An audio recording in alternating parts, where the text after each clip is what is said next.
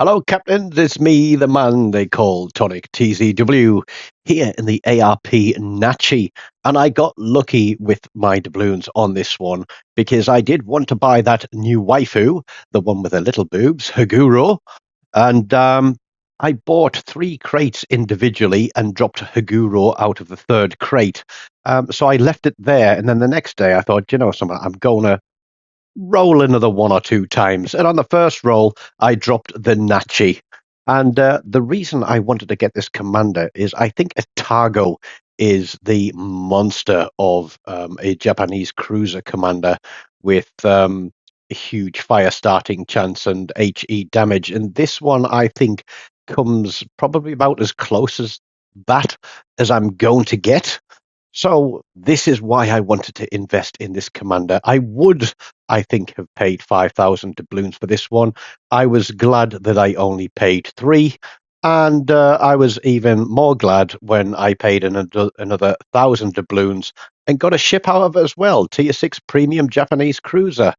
Now, you'll see that I've got turret traverse on this one in the first slot. We've got a little bit of wiggle room there on the second slot, and then we've got some concealment on the third slot. And trust me, you need to have that turret traverse. And I think I may change my inspirations to give me a little bit more turret traverse on this one because it's something like a default 48 seconds, 180 degrees. We've top tier in this match on Two Brothers. It's domination. Caps are king, aren't they? But I'm not in a destroyer, so I can't play the capture points like I normally would. Excuse me while I clear my throat. So what we are going to do is we're going to push out wide. We're going to use our concealment to get as far across the map as we can. We had a look at the torpedo arcs there, so it does appear that you need to have your rear end pointing in the direction of the enemy or be giving up a full broadside, which is something that you don't do in a Japanese cruiser because you guarantee you're going to get deleted. And that's something that I didn't want to do in my first game out and let the team down because although I didn't mean to go into a standard match with this game, I meant to go into an AI game and try it out first. Here we are in Two Brothers Standard, and I was thinking, okay, how is this first game going to work out? I hadn't even looked to see what the torpedoes were, but we got double spread there, 3 torpedoes. All we're doing there is zone torping and going fishing, thinking we might get a destroyer push around and into the capture point and, maybe get unlucky and catch a torpedo. We get Indianapolis spotted there. So, what's he doing? He's backing up. We fire our guns, but trust me, there is far, far more than the Indianapolis hiding on that corner. And we're going to try and keep on him while he's backing up, because one of the things that I did discover about this ship is it has reasonably good gun arcs and trajectory of fire. We can get over the top of that island as we get a Devonshire spotted there. He's hiding way, way back there, but we can also drop shots onto the top of him. My concern here is that there is a destroyer spotting me as a Friedrich comes out from behind a rock. Another salvo coming in. We're going to use that rudder to get turned. And I was kind of hoping that either the destroyer there or the cruiser parked beside him would be able to keep these guys spotted so I can use the gun range. But just as we fire that salvo, we drop out of range. We drop out of detection. So I'm thinking, okay, is there a destroyer off to my left here pushing down the flank? Big question mark over that one. So what I'm going to do now is I'm using the game mechanics. I'm going to fire my guns and then move behind this island and see if I stay spotted. This Indianapolis is doing the truffle shuffle. We get spotted again. I don't know if it's a destroyer. I don't know if it's perhaps that Devonshire that's hiding back there. But as we move behind the island, I did ping the map to say I think there's something here. But surprise, surprise, there wasn't. And like all good cruiser captains with high explosive, and this one has got, I think I'm on an extra 6% HE damage or penetration. I can't remember which it was, but we're going to see if we can get shots across the top at range. So as I was saying about gun trajectory, here at range, we can get our guns fired across the top of this island, and that is a good thing. And if you're fairly new to the game and you're getting sick and tired of getting spammed to death by cruisers that hide behind islands, while our cruiser goes charging out in front of a whole load of ships and is going to get himself torpedoed by the Devonshire for doing so, after losing 99.9% of his hit points to everybody else that was shooting at him. Yeah, we've got a lot of ships on this side of the map. They're not yet in range of my torpedoes. But going back to the trajectory and how to counter that one. If somebody is hiding behind an island and you are a long way away from them and they have good trajectory on their guns where they can fire across the top of it, the best thing that you can do, really, like Red Team here, where they've got so many ships behind them, is push in. The closer you get to the island that they're hiding behind, the less likely it is that they're going to be able to get shots across the top. Now, why our Fubuki isn't spotting these guys and they keep going dark, I don't know. But Red Team are going to push this flank harder than I sometimes have to push to get a little pebble of poo out of my bottom when I haven't been having a healthy diet.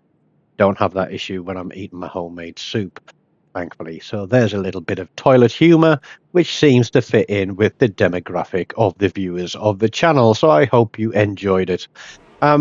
Pushing away here because with that good concealment, I can stay undetected, push out broadside whilst remaining undetected, and get those torpedoes off, swing the ship around, and think about getting the hell out of Dodge. And it is Dodge. It is Dodge City here, because we've got a Tennessee, we've got a California, we've got the Friedrich, we've got the Indianapolis, and we've got the Devonshire. So I am going to spit some torpedoes out there, and I didn't actually mean to click the trigger then.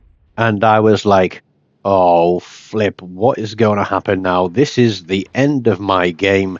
I'm going to have to start running because they all know that I am here now. Until this point, I've been pretty much undetected and I've just completely thrown away that advantage. I could have sailed around torping from range, but I'm getting absolutely clattered. We do land 3 torpedoes there, I think that was.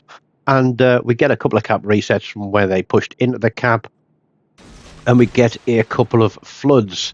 And there's still a set of torpedoes running. Devonshire is pushing all the way around against our cap because there's nothing there. And in sheer frustration, because all of our big ships are on the other side of the map, I'm clicking the map and going, hey, look, guys, look in this direction, please. There's a lot of things across here, and we could really use your guns.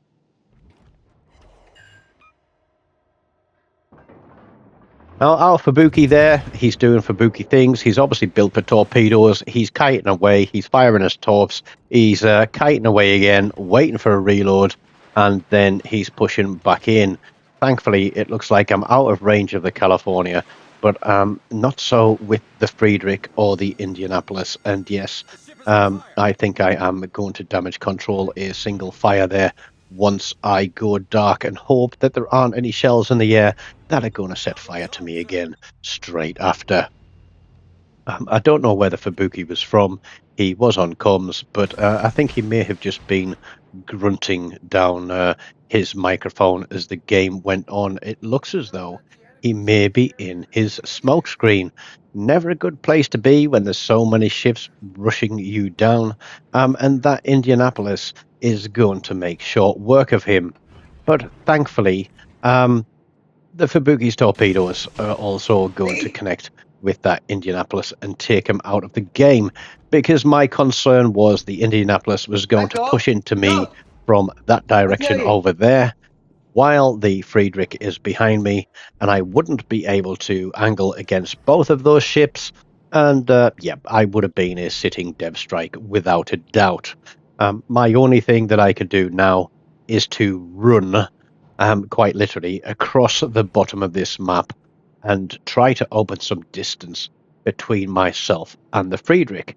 Because again, I'm thinking about the game mechanics, and the further away I am from a ship, then the greater the incoming dispersion is going to be, the less likely they are going to be to get a good hit on me. Now, I think I confuse this Friedrich a little bit, because I think that he thinks that I run for the bottom left-hand corner of the minimap, because that seems to be the direction that he keeps heading in. So that's a good thing for me, because I'm running away as fast as I can as we get in. The ship spotted on the corner, hiding behind the islands. But thankfully, one of our battleships has come back into the battle. The tendency there that I don't want to get detected by, but I was kind of hoping that I could bring into torpedo range and deliver him a little surprise into his broadside. So we're going to angle in and close down that range a little bit. But we are very wary about whether or not he's going to gun his engines and come steaming towards us. So ideally, I want to be past him so that my detection ring is ever decreasing the further I get away from him.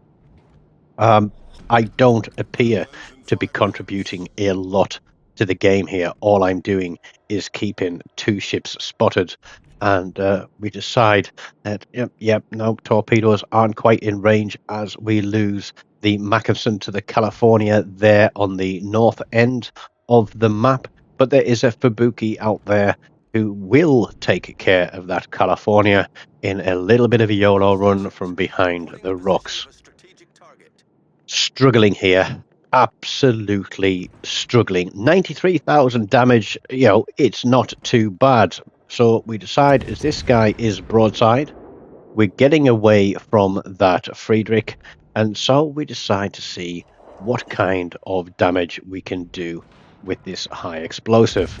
What I didn't realize is he is going to turn his guns and fire them straight at me, which is not what I want to happen.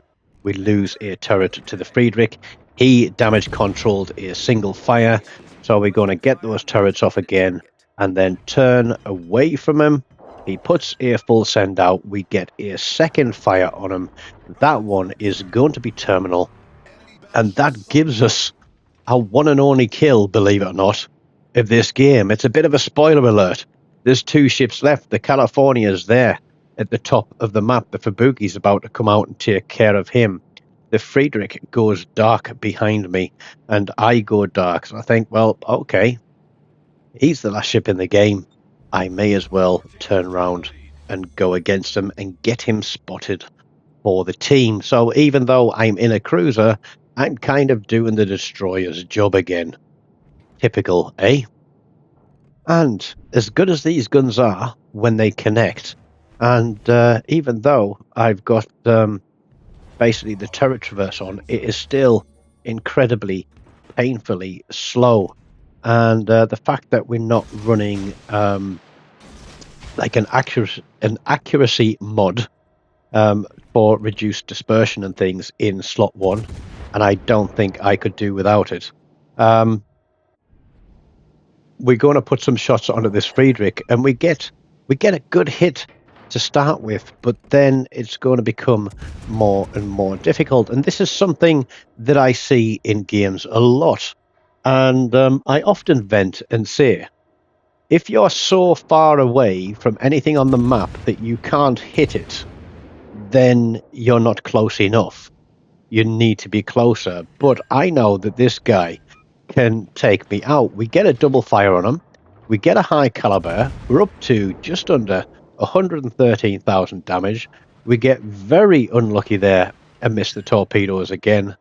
And the points are ticking up. The clock is ticking down. And this guy has got a bit of a wiggle on him. But the time of flight of these shells, it's so long. They're so floaty that even in something like the Friedrich, he is out-turning my salvos as we land a couple more hits on him, but we aren't going to get the kill as we hit the 1,000 points. So we were up against a lot of heavy metal in that one. There was the potential that we were going to disappear back to port very, very quickly, but we managed to hold our own. We didn't make top spot, but we did make second place with 2,200 base XP, which I think is a fair outing for the absolute very first game in that ship. And there's the proof that it was the first game in it. So I really do hope you've enjoyed that one. Something a little bit different with a premium ship and a premium commander, something along the lines that I wouldn't play usually, but I held my own and we got a win out of it. So I hope you've enjoyed it. Let me know if you've got that commander and that ship or how you're using it on your ships. And as always, smash the like button, leave me a comment, subscribe if you haven't, and as always, until next time, take care of yourselves and goodbye.